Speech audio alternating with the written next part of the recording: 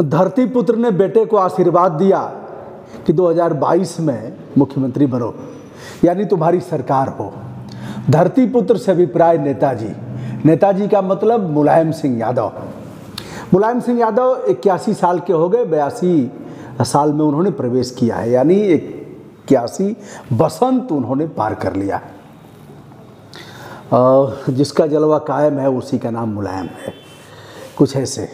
तो नेताजी ने अखिलेश को आशीर्वाद दिया।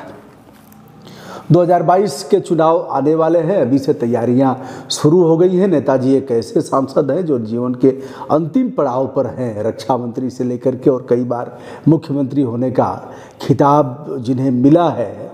और उनके जीते जी उनके भाई और भतीजे में, उनके बेटे और भाई में राजनीतिक कलह शुरू हुआ और शिवपालानंद जी महाराज अलग पार्टी बना ली है। इधर गुटुर गूं शुरू हुआ भतीजे और चचा में।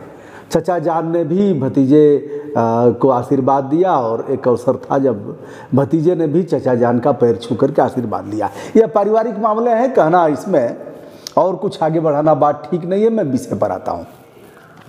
धरती पुत्र को यानी मुलायम सिंह यादव को नरेंद्र मोदी जी ने भी फ़ोन करके उनके जन्मदिन की बधाई दिया। कुछ सांसद ऐसे हैं जो अगली बार अब चुनाव नहीं लड़ेंगे, उन्हीं में मुलायम सिंह यादव भी हैं। हो सकता है भाई, मैं कह नहीं सकता, लेकिन जो जीवन का अंतिम चरण है उसको देखते हुए यह कहा जा सकता है कि अब चुनाव लड़ने लायक नहीं है नेताजी। बहरहाल नेताजी गुटुरगु कभी कभार कर लेते हैं प्रधानमंत्री जी से भी और अन्य लोगों से भी, राजनाथ सिंह जी से भी। मुलायम सिंह यादव के बड़े अच्छे संबंध हैं, राजनाथ सिंह उनको बड़े भाई कहते हैं और पारिवारिक उनके संबंध हैं।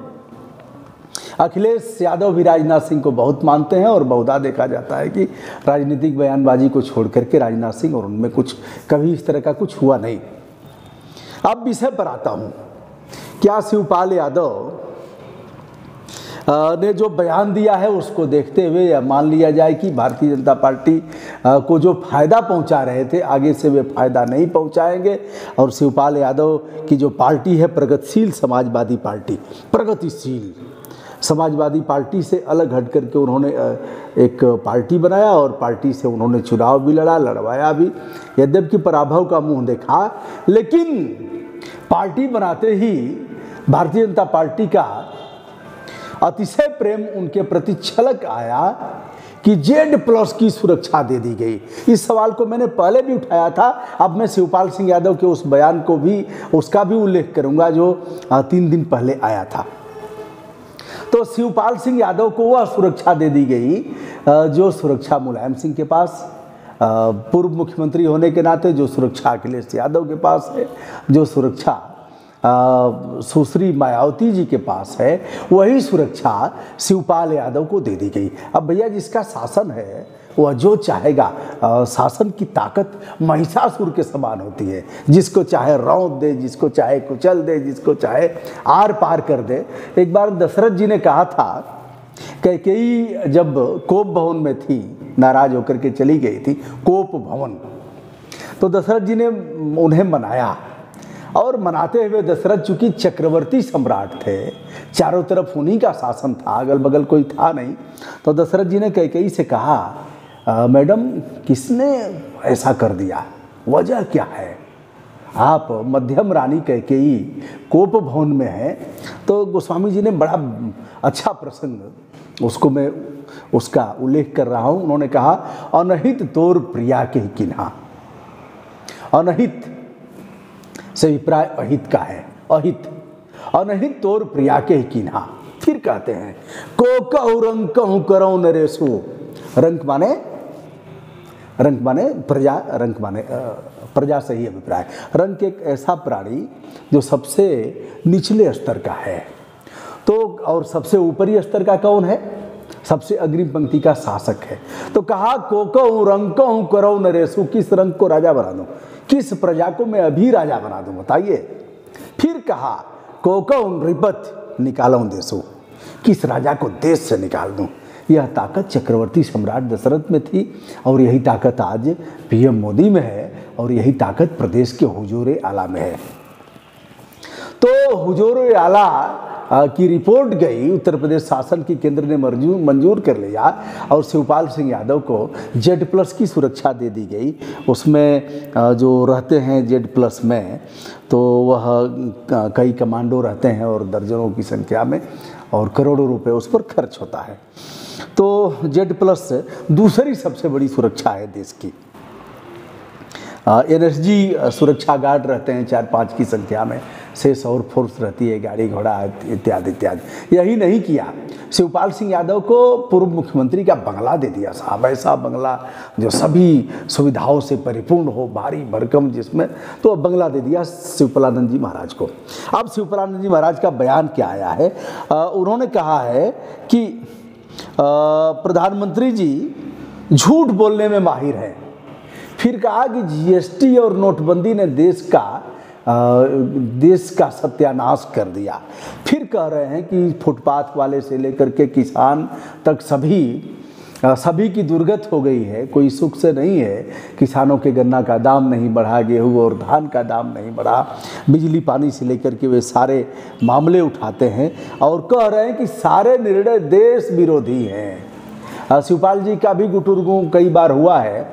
तो अब इधर के मामले, चलिए साहब, गोमती रिवर फ्रंट में कई अधिकारियों पर अपराध दर्ज हुआ है और इसके लिए सीधे सीधे कई लोग हैं। मुख्यमंत्री उस समय अखिलेश यादव थे, शिवपाल यादव भी कई मामले, कई जांच के लपेटे में आ रहे हैं। तो शिवपाल के ऊपर भी कार्रवाई करेंगे क्या, मुझे नहीं पता। लेकिन इस बयान को लेकर के अंदाज़ा लगाया जा रहा है कि अब आने वाले समय में चाचा और भतीजा का जो अतिशय प्रेम है वह परवान चढ़ेगा। और शिवपालानंद जी कह रहे हैं कि छोटी बड़ी पार्टियों को लेकर के हम एक गठबंधन बनाएंगे और प्रत्येक दशा में जिनकी सत्ता है उसको उखाड़ फेंकेंगे। मुलायम सिंह यादव पर फिर आता हूँ। मुलायम सिंह यादव ने आशीर्वाद दिया है भतीजे को और कहा है कि एक बार फिर से लगना है और 2022 में हमारी गवर्नमेंट बनेगी।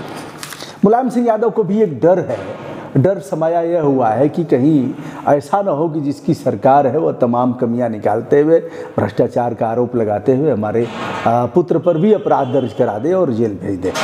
जैसा कि वह अनुभवी व्यक्ति हैं। आप बहन जी के बारे में कहने की ज़रूरत नहीं है, लेकिन बहन जी किसी मामले में विरोध नहीं कर रही हैं सत्ता का, क्योंकि बहन जी को इस बात का एहसास हो गया है।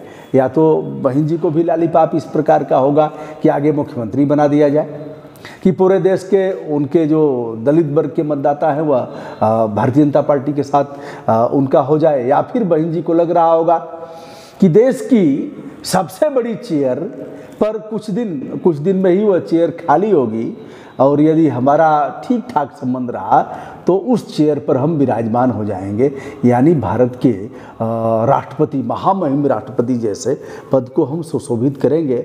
उस राष्ट्रपति के पद पर जिसको चाह बना दिया। कुछ नामों को अगर छोड़ दिया जाए, बहुत से नामों पर हमें कोई टिप्पणी नहीं करनी है, लेकिन कुछ नाम ऐसे हैं जिसे कहने की आवश्यकता नहीं है, जो पात्रता के धारक नहीं थे, उनको इस कुर्सी पर बैठा दिया गया।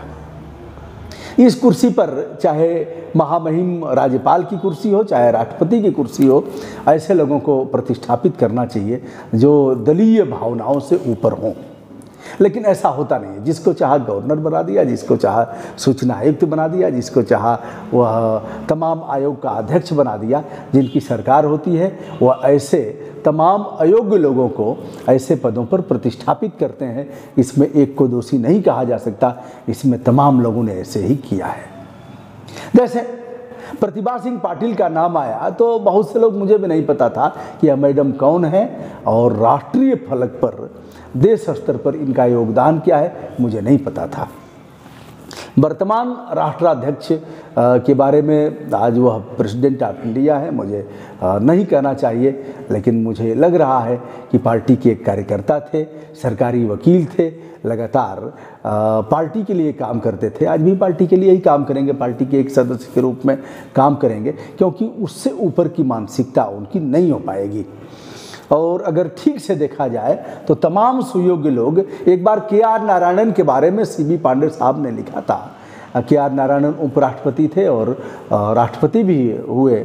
उन्होंने अपने एक किताब में लिखा था कि समस्त पात्रता के धारक हैं, लेकिन कभी कभी उनको यह लगता होगा कि हमें यह पद इसलिए दिया गया है कि मैं दलित वर्ग से हूँ, तो उन्हें सोच करके कैसा लगता होगा। बहरहाल नो कमेंट। शिवपाल सिंह यादव का वह भारी भरकम बंगला और वह बड़ी सुरक्षा, देश की दूसरी सुरक्षा, क्या सरकार वापस लेगी? जिस तरह से नियमों को ताक पर, अब आप बताइए ना, उनको कौन सी भैया क्या दिक्कत है? और मुलायम सिंह यादव के परिवार की एक और महिला सदस्य को जेड श्रेणी की सुरक्षा दी गई है, जबकि मैडम न विधायक रही हैं, न सांसद रही हैं और न ही किसी ऐसे पद पर रही हैं। तो सरकार का नुकसान नहीं है भैया, यह नुकसान गांव के भेड़ चराने वाले का है, बकरी चराने वाले का है, सुअर चराने वाले का है, खेती बाड़ी करने वाले का है और विद्यार्थी से लेकर के किसान और सभी का है, क्योंकि हम टैक्स देते हैं। आपके दादा के घर का पैसा नहीं है और उस पैसे का बंदरबाट कर रहे हैं सुरक्षा एजेंसियां। जब देखती होंगी कि कैसे लोगों की सुरक्षा में हमको, उनसे अधिक तो खतरा हमको है महाराज, अगर देखा जाए तो।